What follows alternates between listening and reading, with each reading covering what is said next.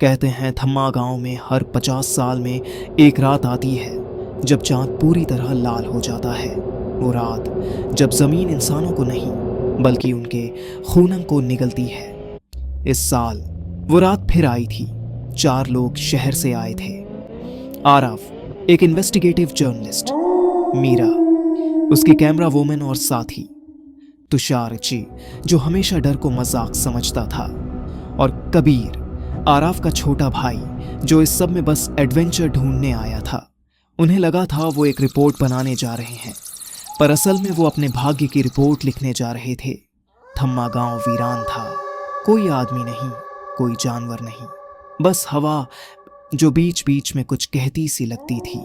उन्होंने रात उसी पुराने राय हवेली में गुजारने का फैसला किया। वही हवेली जहां 1975 में पूरा परिवार गायब हो गया था। मीरा ने कैमरा ऑन किया। आरव ने रिकॉर्ड दबाया। जब तुषार हंसते हुए बोला था, ये सब फेक है, पर उसके कुछ सेकंड बाद उसकी हंसी किसी ने निगल ली, क्योंकि हॉलवे के उस पार कोई खड़ा था। न इंसान न जानवर, बस एक काली परछाई जो चांद की रोशनी में धीरे धीरे आगे बढ़ रही थी। आराव ने देखा वो परछाई उसकी ओर नहीं बल्कि कबीर के पीछे जा रही थी। जब उसने टॉर्च फेंकी, कबीर वहां नहीं था।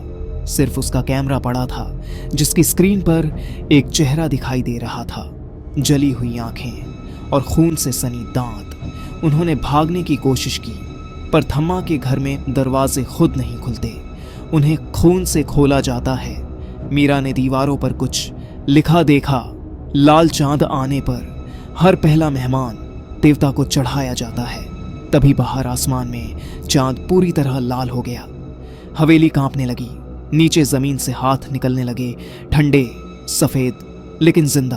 वो हाथ तुषार की टांगों को पकड़ रहे थे। वो चिल्ला रहा था, पर उसकी आवाज नहीं निकल रही थी।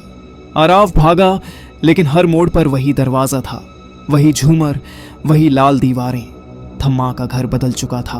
अब वो एक भूल भुलैया नहीं, एक जिंदा शरीर था जो अपने मेहमानों को निगल रहा था। सुबह गांव फिर से शांत था। हवेली बंद थी, पर अंदर कैमरा अब भी चल रहा था। रिकॉर्ड में आखिरी फुटेज मिली। आराव का चेहरा, वो खिड़की के पास बैठा था, आंखें लाल थीं और होठों पर मुस्कान।